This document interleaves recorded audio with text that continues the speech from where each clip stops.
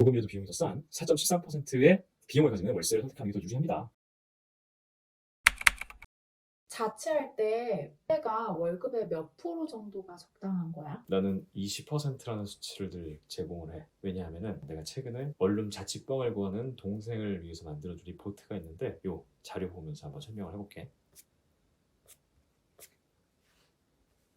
월세 사는 건 자유. 그래도 이건 알고 사세요. 요거는 2006년부터 2020년까지의 수도권의 월 소득 대비 주택 임대료 비율을 나타내는 통계거든. 근데 여기서 볼 수 있듯이 평균적으로 사람들이 20% 전체 소득의 20% 정도를 주택 임대료를 쓰고 있다라는 통계가 나왔어. 그래서 나는 이 수치를 제공해가지고 예를 들어가지고 내 월급이 1,000만 원이야.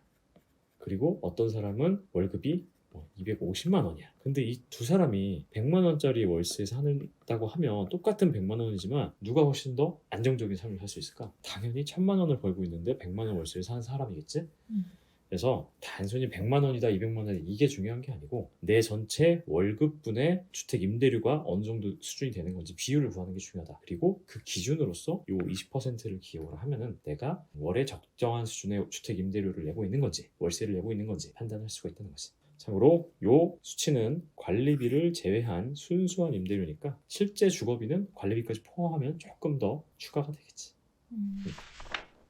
유튜브 같은 거 보면은 뭐 부자 되려면 꼭 월세를 살아라 이런 말들이 있던데 월세랑 전세 중에 뭐가 더 유리한지 어떻게 판단하면 좋을까? 일단은 뭐 부자가 되기 위해서 월세 살아야 된다. 이 말들의 본질을 알고 가는 게 중요하다고 생각해. 이거는 내가 생각하기에는 주거 하는데 들어가는 비용으로 큰 돈 혹은 목돈을 깔고 앉아서 살지 말라. 그러니까 뭐냐면 최대한 월에 들어가는 비용을 줄이면서 그 목돈을 갖고 내가 자산에 투입을 해가지고 내 자산의 증식을 위해서 시간을 써라. 이런 내용이라고 보면 되거든. 근데 사실 월세든 전세든 다 둘 다 임차 형태야. 그리고 전세자금 대출을 받으면 이자만 내면 되거든. 그래서 쉽게 얘기하면 전세자금 대출을 받았을 때 이자하고 월세 월마다 나가는 비용하고 비교해가지고 조금이라도 더 절약되는 부분이 있는 선택지를 선택을 하면 되겠지. 그래서 어떤 개념을 갖고 설명을 해볼게. 크게 알아야 될 개념이 두 개가 있는데 아마 사람들이 많이 알고 있을 전세자금 대출 금리. 이거는 실제로 내가 전세 대출을 받으면 그거에 적용되는 금리. 예를 들어서 전세금 2억짜리를 들어가고 싶어. 근데 금리가 4%다. 그러면은 월에 67만 원 정도씩 이자 나가는 부분. 이게 바로 전세자금 대출 금리고 두 번째 개념은 전월세 전환율이야. 이건 약간 좀 사람들이 생소할 수 있는데 쉽게 얘기하면 전세를 월세로 전환할 때 어느 정도의 비율로 전환이 될 수 있는가를 나타내는 수치라고 생각을 하면 돼. 그래서 단순하게 좀 예를 들어볼게. 어떤 오피스텔이 있는데 이 오피스텔은 실제 전세 시세가 2억이야. 근데 이 주인이 이거를 월세로 놓고 싶어 해. 월세로 얼마 정도 받고 싶냐? 월세 100만 원을 받고 싶대. 그러면 이 오피스텔의 전월세 전환율은 얼마일까요? 라고 계산을 해보면 1년을 기준으로 하기 때문에 월에 100만 원, 총 12개월, 그럼 1200만 원이겠지? 이 1200만 원이 전체 2억 중에서 얼마 정도의 비율을 차지하는가? 6% 정도가 나오거든. 이게 바로 이 오피스텔의 전월세 전환율이라고 생각하면 돼. 그래서 이 전월세 전환율하고 조금 전에 얘기한 전세자금 대출 금리 이 수치를 비교를 해가지고 예를 들어서 전세자금 대출 금리가 5%래. 근데 내가 살고자 하는 어떤 매물이 있는데 그거의 전월세 전환율이 예를 들어서 6%래. 그럼 나는 뭐를 선택하는 게 비용적으로 세이빙이 될까? 당연히 5% 비용을 가지고 있는 전세자금 대출을 받아가지고 들어가는 게 훨씬 유리하겠지. 근데 예를 들어서 만약에 내가 목돈이 2억이 있어 진짜 대출 안 받아도 돼. 그러면 이거를 아까 좀 전에 얘기한 부분은 이 2억을 갖고 전세로 살지 말란 얘기야. 이 2억을 갖고 뭐 갭 투자를 하든지 아니면 다른 어떤 플레이를 해가지고 자산을 증식을 하고 나는 전세자금 대출을 받아가지고 금리가 싸면 이걸 선택하고 아니 월세가 싸다? 이걸 선택하고 이런 식으로 하라는 얘기인 거지. 이 2억의 큰 목돈을 절대 임차 형태의 어떤 주거 형태에 투입하지 말라 이런 얘기인 거야. 그러면 월세랑 전세 중에 뭐가 더 유리한지 판단하는 걸 좀 구체적으로 보여줄 수 있어, 예시로? 일단 그 수치를 확인하는 게 제일 중요하거든. 근데 전세자금 대출은 상품마다 워낙 달라. 은행마다도 다르고 금리 수준을 확인을 해야 되는 거잖아. 그래서 은행에 직접 방문해서 아니면은 뭐 어플 통해서 확인하는 것도 있는데 인터넷에 가면 요새는 워낙 잘 돼 있어가지고 현재 최저금리, 최고금리 수준을 쫙 정리해서 보여주는 표들이 많아. 그래서 인터넷에 전세자금 대출 금리 비교라는 키워드를 갖고 검색을 하면 은행연합회 혹은 주택공사 이런 데서 이렇게 제공해주는 사이트들이 있거든. 그런 사이트에 들어가면 지금 보이는 것처럼 금융회사 최저금리, 최고금리 이런 식으로 해가지고 아 내가 어떤 상품을 받을 때 어느 정도 수준의 금리를 적용받을 수 있는지 확인을 할 수가 있거든. 근데 이거는 실제 가봐야 돼. 은행 컨택을 해가지고 내가 어느 정도 수준을 받을 수 있는지는 확인을 해봐야 되는데 어느 정도 받을 수 있는지 기준점을 가질 수 있다라는 점에서 일단은 인터넷을 통해서 이런 식으로 금리 수준 확인하는 거는 필수일 것 같고 꼭 1금융권이 아니어도 2금융권도 있고 3금융권도 있고 굉장히 많기 때문에 이런 식으로 아 지금 현재 금리 수준이 최저 얼마고 최고 어느 정도 수준에서 형성이 되고 있구나 이런 거를 확인하는 게 필요하고 그 다음으로 확인해야 될 거는 전월세 전환율이겠지. 요거는 한국부동산원이라는 사이트가 있는데 거기에 통계 정보 시스템이라는 내부적으로 사이트가 또 있어. 거기에 들어가면은 굉장히 많은 통계가 있는데 그 중에서 전월세 전환율을 볼 수 있는 페이지가 있어. 그 페이지에 들어가면 지역별, 그 다음에 평형별, 그 다음에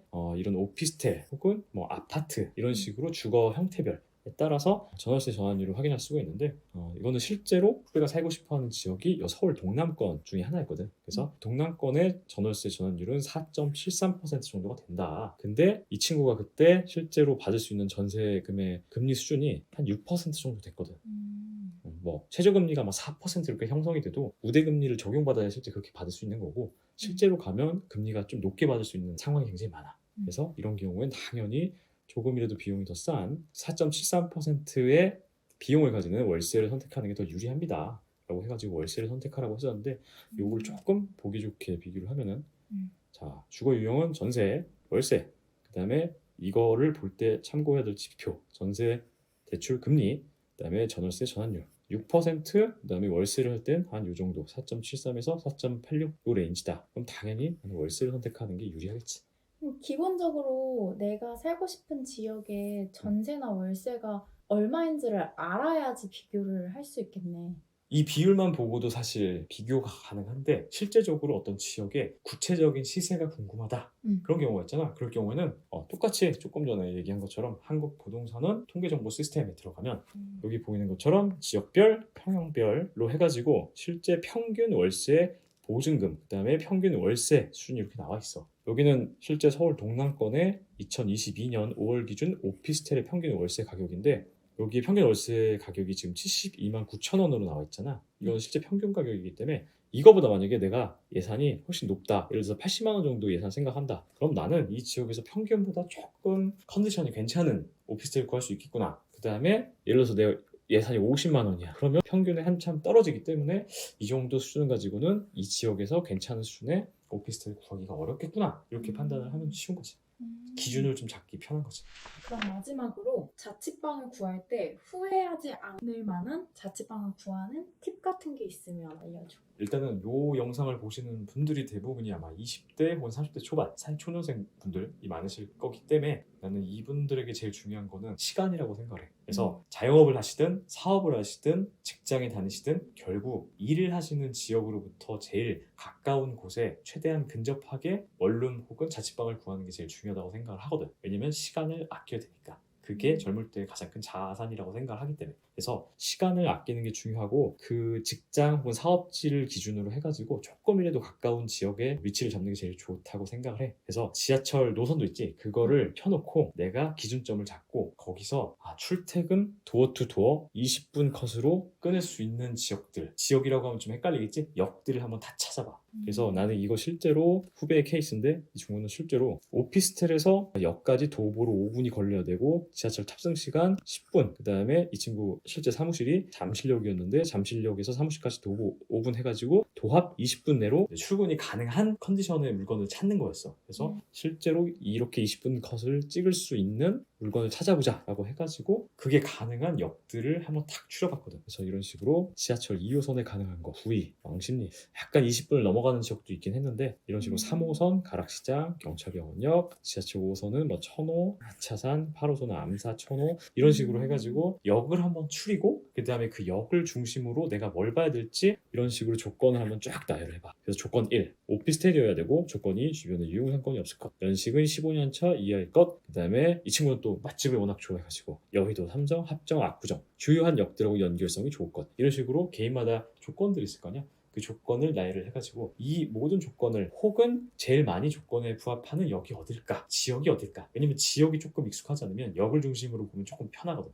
그래가지고 그 중에서 제일 선호하는 역을 고르면 되고 그 역을 중심으로 어떤 매물들이 있는지 이런 식으로 이건 뭐 지금 아마 오래돼가지고 실제 유효한 매물은 아닐 텐데 이런 식으로 이런 매물이 있으니까 한번 알아봐라 이런 식으로 상담을 해줬던 경험이 있어.